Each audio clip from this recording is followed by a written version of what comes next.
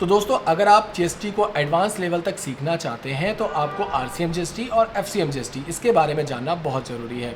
आज की इस वीडियो में मैं आपको बताने जा रहा हूं कि आखिर एफसीएम जीएसटी किस समय और किस सिचुएशन में इस्तेमाल की जाती है और आरसीएम जीएसटी क्या होती है और ये कब कब एप्लीकेबल होती है। अगर आप किसी भी गुड्स को किसी अनरजिस्टर्ड डीलर से परचेज़ करते हैं, कोई भी सामान खरीदते हैं, तो वहाँ पर कौन सी जीएसटी एप्लीकेबल होगी, आरसीएम होगी या फिर एफसीएम होगी। तो ये कंप्लीट प्रोसेस आज की इस वीडियो में मैं आपको बताने जा रहा हूँ।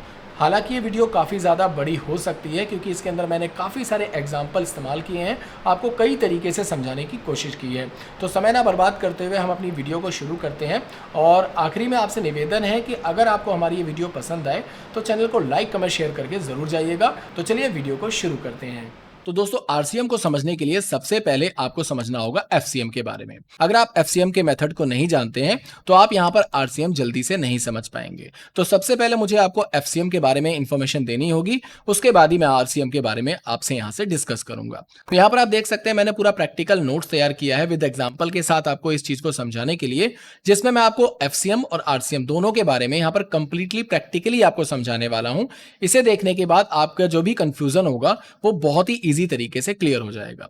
तो सबसे पहले अब हम लोग समझ लेते हैं कि आखिर ये एफसीएम क्या है। तो यहां पर आप देख सकते हैं एफसीएम की जो फुल फॉर्म यहां पर लिखी हुई है वो लिखी है फॉरवर्ड चार्ज मैकेनिज्म। इसका सीधा मतलब यहां पर नीचे लिखा हुआ है, in FCM the supplier of goods and service is liable to collect GST from the buyer and pay it to the government. इसका सीधा मतलब ये हुआ कि यहां पर जो ये सप्लायर है यानी जो दुकानदार है जो सामान बेच रहा है किसी भी सर्विस को या फिर किसी भी गुड्स को आपको बेच रहा है, तो यहां पर उसकी लायबिलिटी बन जाती है कि वो बायर से जीएसटी को कलेक्ट करे और गवर्नमेंट को पे करे। सीधा मतलब ये हुआ, जिसे डिफॉल्ट मेथड जीएसटी कहा जाता है। यहां पर आप देख सकते हैं ये जो मेथड है वो डिफॉल्ट मेथड है। जैसा कि आप सभी जानते होंगे कि हम किसी भी सामान को अगर किसी शॉप से खरीदते हैं और उसका जब बिल हम यहां पर लेते हैं तो उस बिल के अंदर जीएसटी इंक्लूडेड होता है। तो यहां कहने का सीधा मतलब ये हुआ कि जो बायर है जो सामान को खरीद रहा है उसे जीएसटी किसको देना पड़ता है, दुकानदार को देना पड़ता है। और यहां पर जो दुकानदार यानी सप्लायर है उसकी लायबिलिटी बन जाती है कि वो जो टैक्स उसने कस्टमर से अपने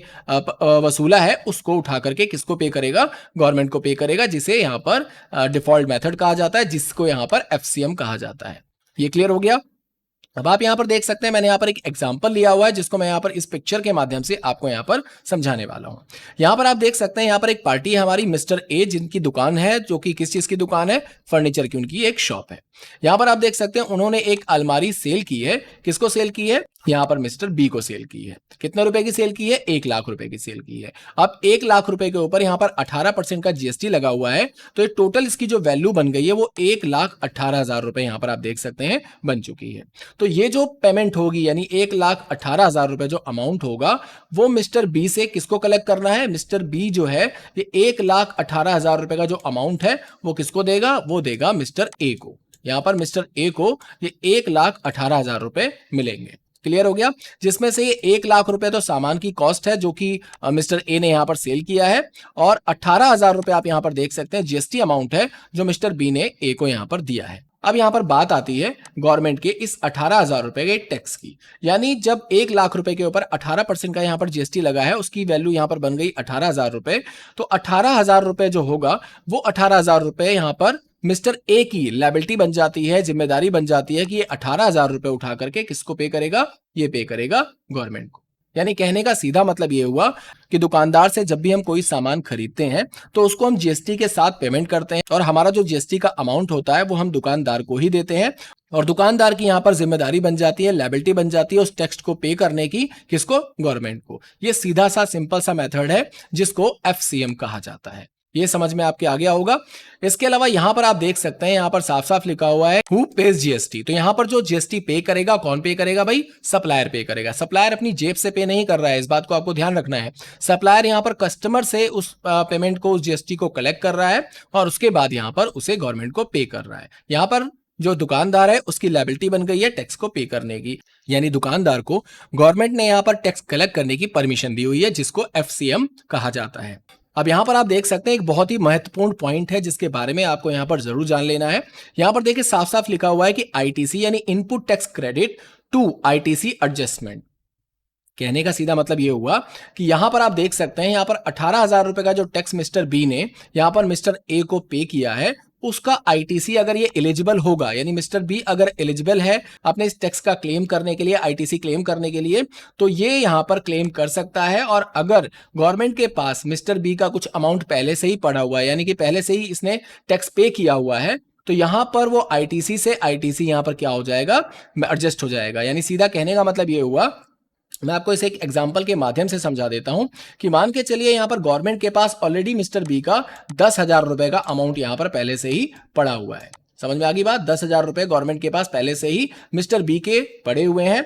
और इसके बाद 18,000 रुपए का यहां पर जब इसने सामान खरीदा मिस्टर ए से, तो 18,000 रुपए का टैक्स भी इन्होंने यहां पर पे कर दिया। तो वो 18,000 रुपए का भी टैक्स यहां पर मिस्टर बी के नाम से गवर्नमेंट के पास पहुंच गया। यानी गवर्नमेंट के पास टोटल कितना अमाउंट पहुंच गया, 28,000 रुपए। 10,000 रुपए ये अमाउंट और 18,000 रुपए ये अमाउंट। तो जब मिस्टर बी अपना आईटीसी यहां पर क्लेम करेगा, तो उस समय उसका यहां पर जो लायबिलिटी बनेगी केवल 8,000 रुपए की बनेगी। 8,000 रुपए की क्यों बनेगी? क्योंकि 10,000 रुपए का पहले से ही टैक्स यहां पर गवर्नमेंट के पास मिस्टर बी का रखा हुआ था, और 18,000 में से उस 10,000 को अगर हम माइनस कर देंगे तो 8,000 की यहां पर लायबिलिटी बनेगी। तो इस बात को आपको यहां पर बिल्कुल ध्यान रखना है। इस तरीके से जो मिस्टर बी होगा वो अपने आईटीसी को यहां पर क्लेम कर सकता है। तो दोस्तों अब हम बात करने वाले हैं आरसीएम की, यानी रिवर्स चार्ज मैकेनिज्म की। अब इसका क्या मतलब होता है, इसको हम कई एग्जांपल से यहां पर समझने वाले हैं। यहां पर आप देख सकते हैं हमारा एक सप्लायर है जिसके पास कोई भी जीएसटी नंबर नहीं है और वो किसी सामान को बेच रहा है। जैसे मान के चलिए बहुत सारे लोग होते हैं जिनके पास जीएसटी नहीं होती है, किसान वगैरह, और उनके पास सामान तो होता है बट वो जब सेल करने जाते हैं तो वो कोई बिल वगैरह नहीं बनाते, ना ही कोई जीएसटी वगैरह ऐड करते हैं। तो उन जैसे लोगों के ऊपर आरसीएम यहां पर अप्लाई किया जाता है। अब इसका क्या मतलब है इसको समझते हैं। यहां पर आप देख सकते हैं, हम एग्जांपल के लिए यहां पर आप देख सकते हैं कि हमने कैशो नट्स यहां पर सप्लायर ने सेल किया है 1,00,000 रुपए का। हालांकि इसके ऊपर 5% का जीएसटी रेट एप्लीकेबल होता है, लेकिन जब इसने 1,00,000 रुपए का ये नट्स यहां पर सेल किया तो इसने जो इनवॉइस बायर को दिया है वो विदाउट जीएसटी दिया है। यानी इसने यहां पर कोई भी जीएसटी अप्लाई नहीं किया है, क्योंकि ऑलरेडी सप्लायर के पास कोई जीएसटी है ही नहीं, तो वो जीएसटी कैसे कलेक्ट कर सकता है। सिंपल सा कहने का मतलब ये हुआ कि भाई सप्लायर ने 1,00,000 रुपए का नट्स यहां पर सेल किया बायर को, जिसमें उसने जब बिल बनाया तो उसके ऊपर कोई भी जीएसटी एप्लीकेबल नहीं किया। उसने सीधे कहा कि भाई 1,00,000 रुपए का सामान है, आप 1,00,000 रुपए मुझे दीजिए, मेरा काम खत्म। लेकिन अब यहां पर बात आती है इस 5% टैक्स की कि भाई ये जो 5% का टैक्स है ये गवर्नमेंट तक कैसे पहुंचेगा। तो भाई सिंपल सी बात है, यहां पर आप देख सकते हैं ऊपर मैंने आपको ये समझाया था कि यहां पर जो टैक्स देना होता है वो किसको देना होता है, वो यहां पर बायर को ही देना होता है। यानी जो खरीदार होता है टैक्स वही देता है। और कलेक्टी का क्या काम होता है, यानी जो बेचने वाले दुकानदार का क्या काम होता है, वो आपसे टैक्स कलेक्ट करके और गवर्नमेंट को पहुंचाता है। यहां पर बिल्कुल उसी का अपोजिट है, यहां पर बिल्कुल उसी का उल्टा है कि सप्लायर ने यहां पर आपको बिल बना करके दिया बिना जीएसटी का, क्योंकि इसके पास कोई भी जीएसटी है ही नहीं। और यहां पर आप देख सकते हैं 5% का जीएसटी इसके ऊपर एप्लीकेबल होगा। इसकी पूरी वैल्यू यहां पर जो बनती है वो 1,05,000 रुपए की बनती है। तो अब ये जो सप्लायर है वो ये कहता है बायर से कि भाई आप एक काम करिए, आप 1,00,000 रुपए का जो अमाउंट है वो आप मुझे पे कर दीजिए, जो भी 1,00,000 रुपए का अमाउंट है वो आप मुझे पे कर दीजिए, और जो ये 5% का जीएसटी है वो आप डायरेक्टली उठा करके गवर्नमेंट को आप पे कर दीजिए। यानी यहां पर जो लायबिलिटी डाल दी गई वो किसके ऊपर डाल दी गई, वो बायर के ऊपर डाल दी गई। यानी जो खरीदार है जो सामान खरीदेगा वो उस सामान की वैल्यू जो भी होगी उसको सप्लायर का जितना अमाउंट बनता है उसको पे करेगा, और उसके ऊपर जितना परसेंट जीएसटी रेट होता है, जितना भी जीएसटी उसके ऊपर बनता है, उसे उठा करके डायरेक्टली गवर्नमेंट को यहां पर पे करेगा। तो यहां पर जो सप्लायर है जो बेच रहा है सामान को, इसके ऊपर यहां पर कोई भी लायबिलिटी नहीं बनती है। यहां पर जो खरीदार है जो बायर है उसके ऊपर यहां पर लायबिलिटी बनती है कि वो इस टैक्स के अमाउंट को गवर्नमेंट को पे करे और जो भी सामान की वैल्यू है उसको सप्लायर को पे करे। यहां पर आप बिल्कुल क्लियर समझ गए होंगे, इसी को आरसीएम कहा जाता है। यानी सिंपल कहने का सीधा मतलब यह हुआ कि यहां पर जो जीएसटी टैक्स का अमाउंट है वो किसे पे करना पड़ता है, वो पे करना पड़ता है रिसिपिएंट को, यानी जो खरीदार है जो सामान खरीद रहा है उसे पे करना पड़ता है जीएसटी। गवर्नमेंट को डायरेक्टली कैश के थ्रू कर सकता है वो, या बैंक के थ्रू यहां पर इसे पे कर सकता है। यहां पर आप देख सकते हैं एक चीज और यहां पर नीचे लिखा हुआ है, यहां लिखा है first you have to make GST payment in cash but not adjust ITC to ITC claim. तो ये बहुत ही इंपॉर्टेंट टॉपिक है, इंपॉर्टेंट पॉइंट है, इसको आपको थोड़ा सा समझना होगा। यहां पर आप देख सकते हैं, यहां पर मैंने आपको ये बताया था कि यहां पर आईटीसी टू आईटीसी एडजस्टमेंट हो सकता है। यानी अगर कोई कस्टमर है जो कि किसी दुकानदार से सामान को खरीद रहा है और वो टैक्स का अमाउंट उसने किसी दुकानदार को दिया है, तो वो आईटीसी डायरेक्टली क्लेम कर सकता है। वहां पर उसका अगर कोई भी अमाउंट गवर्नमेंट के पास है तो वो यहां पर इजीली एडजस्ट हो जाता है। बट यहां पर इस केस में अगर हम बात करें तो यहां पर ऐसा बिल्कुल भी नहीं है। वो क्लेम तो कर सकता है अपने आईटीसी को अगर वो एलिजिबल होगा, लेकिन उससे पहले उसको क्या करनी पड़ेगी, कैश में पेमेंट करनी पड़ेगी। यानी ये जो 5,000 रुपए का अमाउंट है ये पहले उसे गवर्नमेंट को पे करना पड़ेगा। ऑलरेडी मान के चलो अगर गवर्नमेंट के पास 10,000 रुपए बायर के हैं तो यहां पर उसको ये 5,000 रुपए का अमाउंट भी पहले क्या करना पड़ेगा, पे करना पड़ेगा। जब वो पे करेगा तब जाकर के उसके बाद वो आईटीसी को यहां पर क्लेम कर सकता है, उससे पहले वो आईटीसी यहां पर क्लेम नहीं कर सकता। ये बिल्कुल क्लियर है। तो यहां पर ये चीज भी आपको अच्छी तरीके से समझ में आ गई होगी। अब कुछ एग्जांपल्स और ले लेते हैं। अब यहां पर आप देख सकते हैं कि यहां पर साफ साफ लिखा हुआ है कि in RCM the recipient of goods and service is liable to pay GST directly to the government instant of the supplier. यानी सीधा कहने का मतलब ये हुआ कि यहां पर जो रिसिपिएंट है, जो सामान खरीद रहा है, उसी को यहां पर जीएसटी किसको पे करनी पड़ेगी, डायरेक्टली गवर्नमेंट को यहां पर पे करनी पड़ेगी। यहां पर सप्लायर का कोई भी यहां पर रोल नहीं है। यहां पर आप देख सकते हैं यहां पर साफ साफ लिखा हुआ है कि supplier issue invoice without GST. यानी जो सप्लायर है वो आपको इनवॉइस जनरेट कर रहा है बिना जीएसटी के। क्लियर हो गया। इसके बाद आप यहां पर देख सकते हैं रिसिपिएंट मस्ट, यानी जो रिसीव कर रहा है उसके लिए मस्ट क्या चीज है, वो पे करेगा जीएसटी कैश गवर्नमेंट को और इसके बाद वो क्लेम करेगा इनपुट टैक्स क्रेडिट को। अगर वो एलिजिबल है तो तभी वो आईटीसी को यहां पर क्लेम कर सकता है। ये समझ में आ गया होगा। इसका मैं एक और एग्जांपल आपको यहां पर बताने जा रहा हूं। ये मैंने आपको जो एग्जांपल बताया वो गुड्स से रिलेटेड बताया, मैं यहां पर एक एग्जांपल आपको सर्विस से रिलेटेड भी समझाने वाला हूं आरसीएम को लेकर के। अब आप यहां पर देख सकते हैं एक एडवोकेट है और यहां पर एक बिजनेस है। सिंपल सी बात है, दो चीजें हैं, एक एडवोकेट और एक बिजनेस।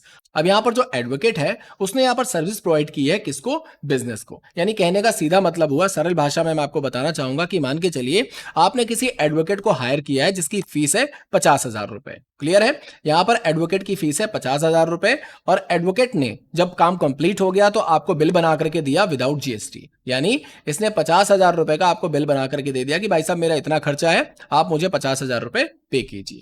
अब यहां पर जब वो 50,000 रुपए आपको यहां पर पे करना है, इसके अलावा आपको ये बात पता है कि उस सर्विस के ऊपर 18% का जीएसटी भी एप्लीकेबल है। तो 50,000 रुपए के ऊपर अगर हम 18% की जीएसटी एप्लीकेबल करते हैं तो ये बन जाता है हमारा अमाउंट 59,000 रुपए का। यानी यहां पर जो बिजनेसमैन है उसे ये पूरा अमाउंट पे करना होगा। यानी 50,000 रुपए तो एडवोकेट की फीस यहां पर इसे देनी होगी, उसके अलावा जो 9,000 रुपए हैं वो यहां पर पे करेगा किसको, गवर्नमेंट को पे करेगा। यानी ये जो बिजनेसमैन है इसकी जेब से जाएंगे 59,000 रुपए ही, जिसमें से 50,000 रुपए ये एडवोकेट को देगा और 9,000 रुपए ये गवर्नमेंट को पे करेगा और उसके बाद अपने आईटीसी को यहां पर क्लेम करेगा। इस तरीके से अगर आप किसी भी सर्विस का इस्तेमाल करते हैं जिसके पास जीएसटी नहीं है, जिसने जीएसटी नहीं ले रखी है, तो आपको यहां पर खुद से जीएसटी गवर्नमेंट को पे करनी पड़ेगी। तो यहां पर भी आप देख सकते हैं जीएसटी पे कौन करेगा, रिसिपिएंट पे करेगा। तो ये भी आप समझ गए होंगे, इसका भी एग्जांपल आप अच्छी तरीके से समझ गए होंगे कि अगर आप कोई सर्विस लेते हैं तो आप किस तरीके से यहां पर टैक्स को एप्लीकेबल कर सकते हैं।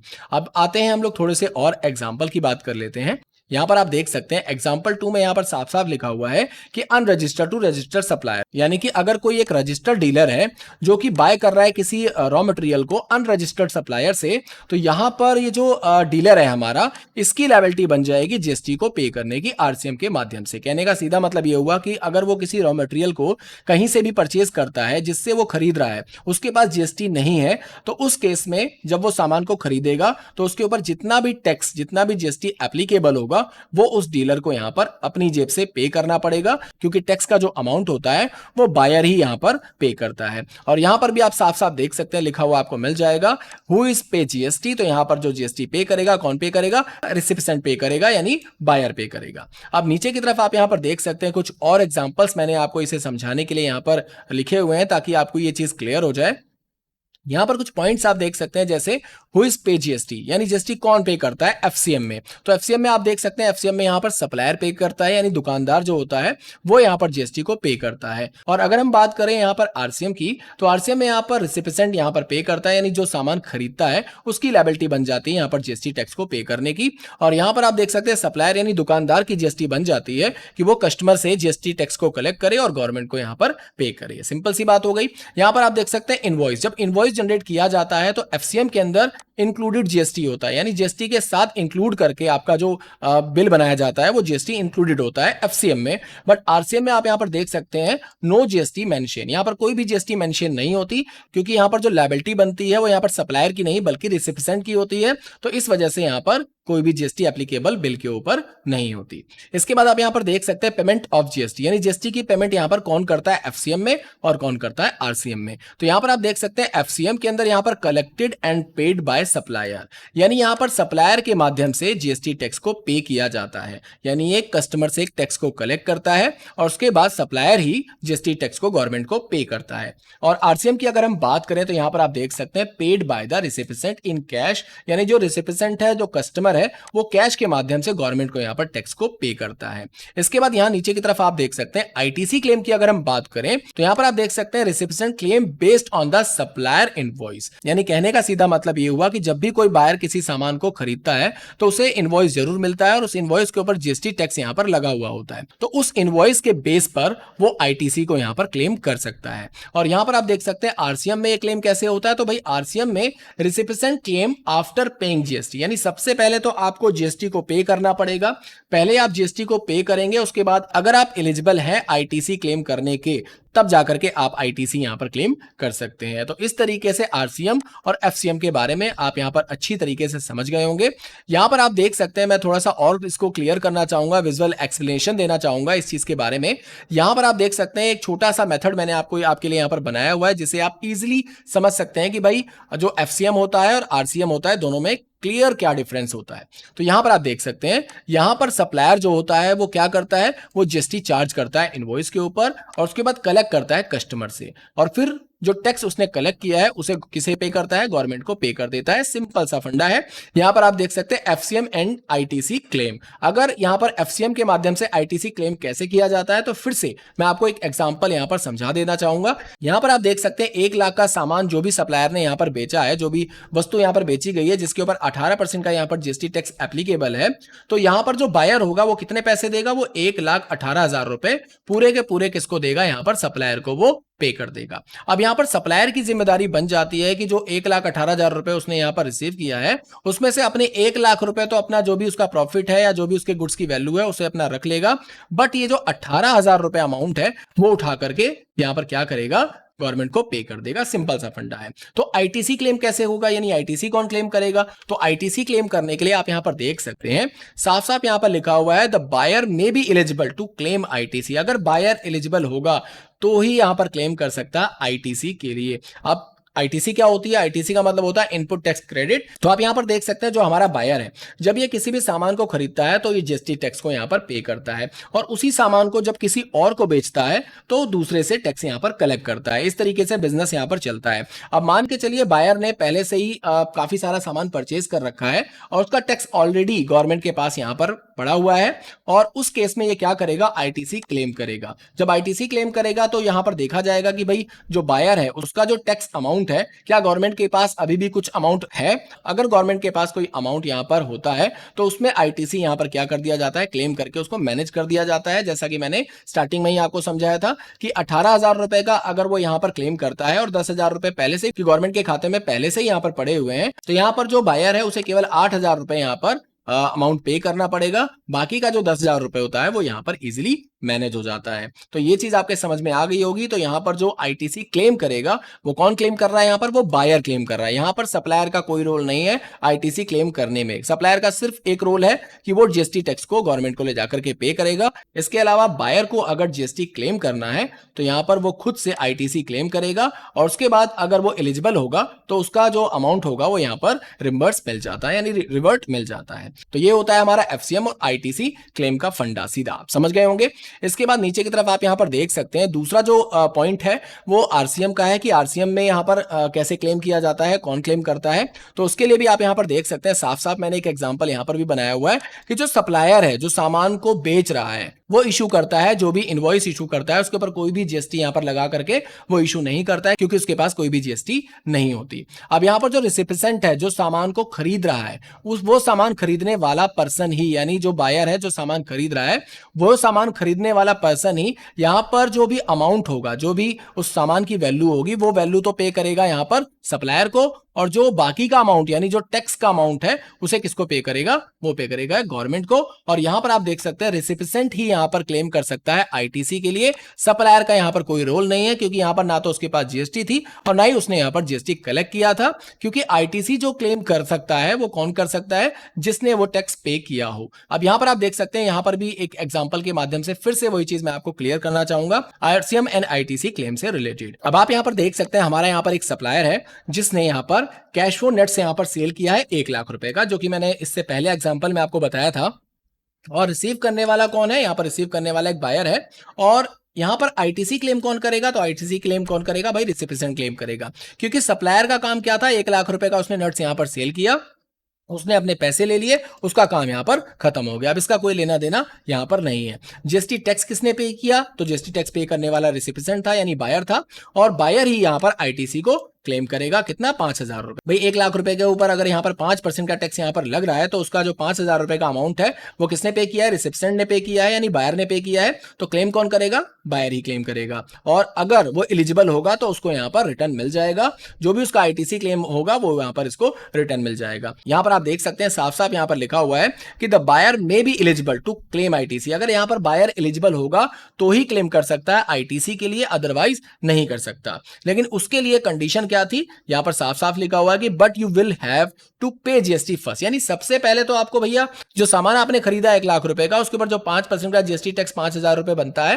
पहले तो आपको वो गवर्नमेंट को देना ही पड़ेगा। पहले वो गवर्नमेंट को आप देंगे, उसके बाद ही आप आईटीसी को क्लेम कर सकते हैं। आप ये सोचें कि भाई पहले से ही गवर्नमेंट के पास मेरा कुछ अमाउंट बैलेंस पड़ा हुआ है और उसी को मैं यहाँ पर आईटीसी मैनेज कर लूं या एडजस्ट करवा लूं, तो ऐसा बिल्कुल भी नहीं होगा। सबसे पहले आपने जो भी यहाँ पर किसी सप्लायर से यानी अनरजिस्टर्ड सप्लायर से जो भी गुड्स खरीदा है, उसका आपको पहले जीएसटी यहाँ पर पे करना होगा, उसके बाद ही जाकर के आप यहाँ पर क्लेम कर सकते हैं। तो ये चीज आपके बिल्कुल क्लियर समझ में आ गई होगी। अगर फिर भी कोई डाउट रहता है तो आप कमेंट सेक्शन में मुझे बताइएगा, मैं फिर से आपके उस डाउट का यहाँ पर वीडियो फिर से बना करके ले आऊंगा। इसके बाद नीचे आप देख सकते हैं यहाँ पर कुछ एग्जाम्पल्स और मैं आपको बताना चाहूंगा कि भाई ये जो एफसीएम होता है या आरसीएम होता है वो किन जैसे गुड्स और किन जैसी सर्विसेज के ऊपर एप्लीकेबल होता है। तो यहां पर आप देख सकते हैं लगभग जो एफसीएम होता है वो लगभग सभी चीजों के ऊपर एप्लीकेबल होता है। यहां पर आप देख सकते हैं एग्जांपल के लिए मोबाइल फोन हो गया। भाई मोबाइल फोन अगर आप कहीं खरीदने जाते हैं तो उसके ऊपर आपको पता है जीएसटी प्लस करके यानी जीएसटी इंक्लूड होकर के हमें वहां पर उसका पैसा देना पड़ता है। ऐसी कोई लैपटॉप या कंप्यूटर खरीदने जाते हैं तो भाई वहां पर भी हमें जीएसटी इंक्लूड करके ही बिल मिलता है, हमें वहां पर जीएसटी दुकान वाले को ही पे करना पड़ता है। उसी तरीके से फर्नीचर, क्लॉथ, गारमेंट्स या फिर पैकेट्स में कोई भी सामान आपको बिस्किट्स वगैरह कुछ भी आप खरीदते हैं तो हर एक सामान के ऊपर जीएसटी यहां पर एप्लीकेबल होता है। इसके अलावा यहां पर आप देख सकते हैं अगर हम एफसीएम के सर्विसेज की बात करें तो अगर आप कोई होटल यहां पर बुक करते हैं या फिर कोई रेस्टोरेंट में खाना खाते हैं तो वहां पर भी आपका जो जीएसटी टैक्स होता है वो आपके बिल के ऊपर प्रिंटेड होता है, इनवॉइस के ऊपर प्रिंटेड होता है और यहां पर आपको वो टैक्स उसी हॉस्टल ऑनर को या उसी रेस्टोरेंट के मालिक को यहां पर पे करना पड़ता है। उसी तरीके से अगर आप किसी कोचिंग क्लासेस लेते हैं या फिर कोई एजुकेशनल ट्रेनिंग लेते हैं तो वहां पर भी आपका जो टैक्स होता है वो यहां पर इसे पे करना पड़ता है। उसके अलावा अगर आप कोई जिम या फिटनेस की सर्विस लेते हैं तो वहां पर भी आपको टैक्स जो होता है वो किसको पे करना पड़ता है, भाई जिम वाले को ही पे करना पड़ता है। इसके अलावा अगर आप कोई कंसल्टेंसी फीस लेते हैं सीए वगैरह से तो यहां पर भी आपको जो फीस होती है वो यहां पर पे करनी पड़ती है। तो अब यहां पर नीचे की तरफ आप देख सकते हैं यहां पर हमने आरसीएम के भी कुछ एग्जांपल्स, कुछ गुड्स और सर्विस के एग्जांपल यहां पर लिए हुए हैं। तो यहां पर आप देख सकते हैं हमने जैसे आपको एग्जांपल लिया था नट्स का, तो उसके बारे में मैंने आपको सब सिंपल सब कुछ बता ही दिया है कि भाई जो नट्स वगैरह सेल कर रहा है, वो नट्स वगैरह जो भी बेच रहा है वो कोई जीएसटी रजिस्टर्ड पर्सन नहीं है, वो एक किसान है और किसान के पास जीएसटी नहीं होती है। तो उस केस के अंदर यहां पर क्या होगा, वो यहां पर आपसे केवल सामान की वैल्यू कलेक्ट करेगा, जीएसटी का जो भी अमाउंट होगा वो आपको ही पे करना पड़ेगा, यानी जो गुड्स को परचेज कर रहा है जो बायर है उसी को यहां पर टैक्स को पे करना पड़ता है। उसके अलावा यहां पर आप देख सकते हैं रॉ कॉटन हो गया, तंबाकू लीव्स हो गया, या फिर अगर आप कोई स्क्रैप परचेज वगैरह करते हैं किसी अनरजिस्टर्ड डीलर से तो वहां पर भी आपको आरसीएम के हिसाब से यहां पर टैक्स जो खरीदता है उसे पे करना पड़ता है। यहां पर आप देख सकते हैं आप कुछ एग्जांपल हमारे सर्विसेज के भी आपको यहां पर मिल जाएंगे, जीटीए वगैरह के। तो जीटीए का मतलब होता है goods transport agency. Goods transport agency का सीधा मतलब ये हुआ कि भाई वो सामान को एक जगह से दूसरी जगह ट्रांसपोर्टेशन करने का काम करता है, एक सर्विस प्रोवाइड करता है और सर्विस का जो भी पैसा होगा वो केवल अपनी सर्विस का पैसा यहां पर आपसे चार्ज कर रहा है, लेकिन लेकिन आपका जो सामान होगा वो एक जगह से दूसरी जगह जब मूव कर रहा है तो उसके ऊपर जो भी टैक्स एप्लीकेबल होगा वो आपको ही पे करना पड़ेगा। ये क्लियर हो गया। इसी तरीके से लीगल सर्विसेज, जैसे मैंने आपको लॉ का एग्जांपल दिया कि भाई अगर आप कोई एडवोकेट को यहाँ पर हायर करते हैं, उसकी कोई फीस वगैरह पे करते हैं, तो एडवोकेट जो होगा वो अपना जो भी एक्सपेंस हुआ है, जो भी अपना फीस होगी वो आपसे कलेक्ट करेगा, वो चार्ज करेगा, बट आपको जो बिल प्रोवाइड करेगा वो विदाउट जीएसटी प्रोवाइड करेगा और यहाँ पर आपको ही उसका टैक्स यहाँ पर पे करना पड़ेगा डायरेक्टली गवर्नमेंट को। उसी तरीके से आप यहाँ पर देख सकते हैं सर्विस प्रोवाइडर, आप कोई डायरेक्टर या कोई कंपनी के हैं तो उसका भी आपको यहाँ पर खुद से ही जीएसटी टैक्स यहाँ पर पे करना पड़ता है। इसके अलावा आप यहाँ पर देख सकते हैं रेंटिंग, यानी रेंट वगैरह अगर आप कलेक्ट करते हैं तो उसके ऊपर भी आपका सेम आरसीएम इसी तरीके से एप्लीकेबल होगा। और अगर हम यहाँ पर स्पॉन्सरशिप की बात करें तो यहाँ पर भी आरसीएम का जो मेथड है वो सेम यहाँ पर इसके ऊपर भी एप्लीकेबल होगा। तो सीधा यहाँ पर आप देख सकते हैं इसकी समरी अगर हम यहाँ पर बात करें तो दोनों का जो निष्कर्ष निकल के आता है वो क्या निकल के आता है कि भाई एफसीएम जो है वो supplier page GST must regular transaction like buying cloth, mobile, eating at restaurant, यानी अगर वो किसी रेस्टोरेंट में खाना खाने जाता है, कोई कपड़े खरीदता है, तो इन सभी चीजों के ऊपर एफसीएम इजीली एप्लीकेबल है। और आरसीएम की अगर हम बात करें तो यहां पर आरसीएम जो एप्लीकेबल होता है वो रिसिपिएंट पे करता है, यानी जो खरीदार है, जो खरीदता है वो डायरेक्टली गवर्नमेंट को यहां पर पे करेगा। और स्पेशली उसके अंदर क्या चीजें आती हैं भाई, जीटीए आ जाता है, लीगल सर्विसेज आ जाती है, अनरजिस्टर्ड प्रोडक्ट्स आ जाते हैं। जो प्रोडक्ट यहां पर रजिस्टर्ड नहीं है उन प्रोडक्ट के ऊपर जो जीएसटी एप्लीकेबल होती है वो यहाँ पर डायरेक्टली उसको गवर्नमेंट को पे करना पड़ता है। तो यहाँ पर आप देख सकते हैं बहुत सारे एग्जांपल्स आपको यहाँ पर मिल जाएंगे। इसकी जो पीडीएफ फाइल होगी वो मैं आपको डिस्क्रिप्शन में प्रोवाइड कर दूंगा, या फिर आप मेरे टेलीग्राम चैनल पर जाकर के इस पूरी पीडीएफ को यहाँ पर ले सकते हैं और एक एक करके इसको पढ़ करके अच्छी तरीके से समझ सकते हैं। इसके अलावा फिर भी अगर आपको किसी भी तरीके का कोई कंफ्यूजन या फिर कोई प्रॉब्लम होती है तो आप कमेंट सेक्शन में कमेंट कीजिए, मैं इसके बारे में भी सेपरेट वीडियो आपके लिए स्पेशली बना करके जरूर दूंगा। तो आशा है कि आपको आरसीएम और एफसीएम के बारे में अच्छी तरीके से समझ में आ गया होगा। और नेक्स्ट वीडियो जो मैं आपको यहां पर बना के देने वाला हूं वो देने वाला हूं टेलीप्राइम के अंदर किस तरीके से आरसीएम के गुड्स और सर्विस दोनों को ही आप किस तरीके से परचेज या फिर सेल कर सकते हैं और किस तरीके से आप अपने जो टैक्स को है वो कैसे एडजस्ट करेंगे, कैसे उसकी जर्नल एंट्री को यहां पर पास करेंगे। तो चलिए मिलते हैं नेक्स्ट वीडियो में। और अगर आपको हमारी ये वीडियो पसंद आई हो तो चैनल को लाइक, कमेंट, शेयर जरूर कीजिएगा।